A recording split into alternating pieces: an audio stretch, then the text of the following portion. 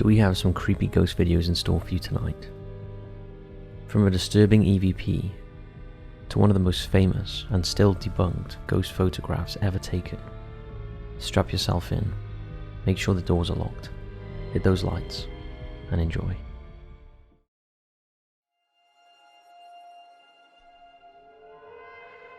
The Ghost Plane. In November 2016, Francisco Hernandez was completing his night shift as a security guard at Mexico City Airport when he heard a strange noise coming from one of the empty planes. Following protocol, he went to investigate, and as he shone his flashlight down the dark aisle of the aircraft, this happened.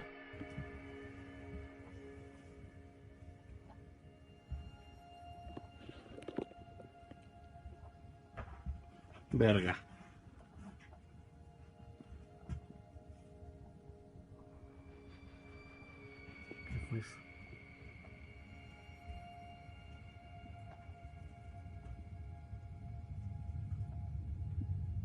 No mames. The shadowy figure peering over the corner left Francisco in shock. At first he thought that it might be a trick of the light, but when the figure moved, he ran for his life. Francisco managed to record the incident, hoping to play it back and confirm that he wasn't imagining things. Now, this isn't the first time that strange things have been reported at Mexico City Airport. Just a year prior, airport workers felt frightened after encountering what they believed to be the spirit of a child wandering through the terminal. They described seeing the eerie ghost of a 7-year-old Victorian girl. A video released by La Silla Rota TV features an image taken by a security guard, reportedly showing the girl looking out of the window of an abandoned plane. The footage also includes a spooky silhouette of a smiling girl dressed in a Victorian-style white smock and hat. Now, we're not sure about this footage, as it could well be a hoax, but we think the first clip is pretty convincing. What do you think?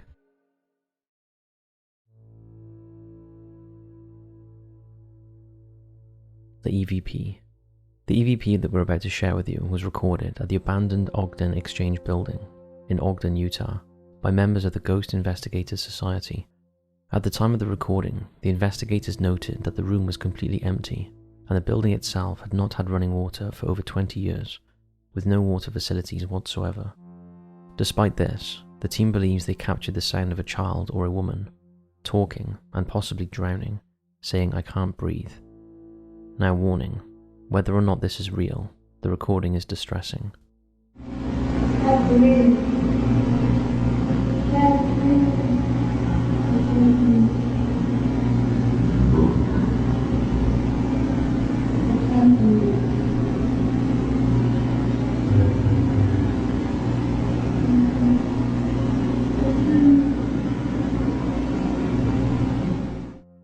The EVP first aired in 2005 on the radio show Coast to Coast, where the host discussed the findings of the investigators.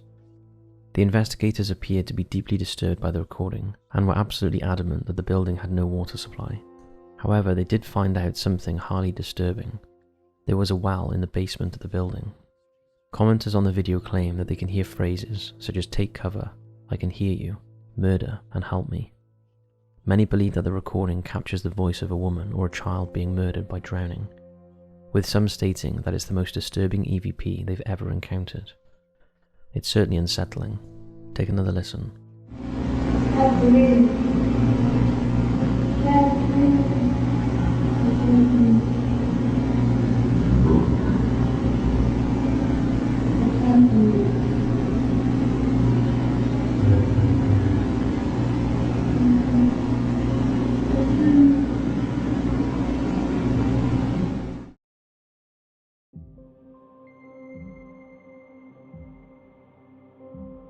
Waitress gets hair pulled by poltergeist. This next clip appears to show a waitress going about her work, clearing tables and tidying up. Apart from that, we know little else about this clip, although we think it's quite old judging by the quality of the CCTV. It starts with the bucket and the mop moving, before it takes a more violent turn. Take a look at this.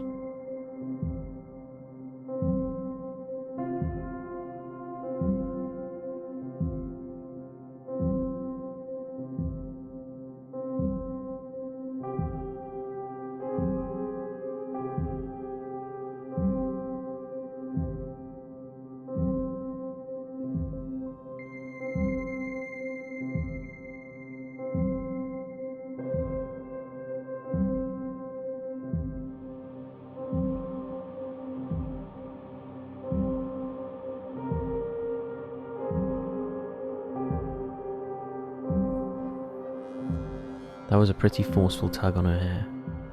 Hair pulling and objects moving is often associated with poltergeist activity, where individuals experience an unseen force pull at their hair. However, there are alternative explanations for such incidents.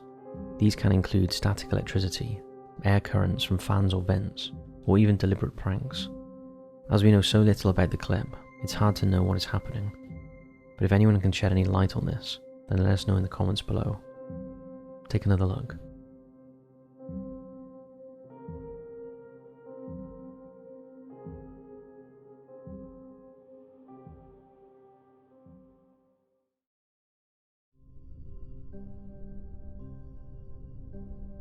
The Ghost Photobomb. In 2015, a story with the headline "Family Photobombed by Ghost" was doing the rounds. Here is that photo. At first glance, it looks like a typical photo of two children on a family day out, but on closer inspection, there appears to be a figure wearing a white cloak in the background. The photo was taken at Roundhay Park in Leeds. The building visible behind the subject in the image is a Castle Folly constructed in 1811 by local master builder George Nettleton. Its purpose was to create the appearance of a castle gate. Initially it featured a wooden roof and an upper room that served as a summer house, a sewing room, and an avenue for social functions. While there is no indication that anything sinister occurred at the Folly itself, the park does have a tragic history that may be linked to supernatural activity. It is in fact the location where Irene Richardson, the third victim of the Yorkshire Ripper, Peter Sutcliffe, was murdered in 1977. When this image was featured in newspapers, Kevin Grady, the director of Leeds Civil Trust, noted that it was the first time apparent ghostly activity had been recorded at the site. However, this claim may not hold true. What led us to question whether the image was authentic rather than a product of Photoshop was a story submitted to the Top 5's website back in 2017. It was titled, "I saw the same ghost that photobombed Family Snap at Roundhay Park." The guy who sent in his story told us that how back in 2010, when he was around 14 years old, he and 4 of his mates went to the Roundhay Park after watching films. As they walked along a path between 2 lakes, they all freaked out after a woman in a white flowing dress appeared in front of them. She moved smoothly, as if she was gliding, and after watching her in amazement for about 20 seconds, she just seemed to fade away. Could this have been the same lady in white who appeared in the photo snap 5 years later? We'd love to know if any of you have ever visited Roundhay Park and experienced anything strange. We'll have to take a visit ourselves there one day.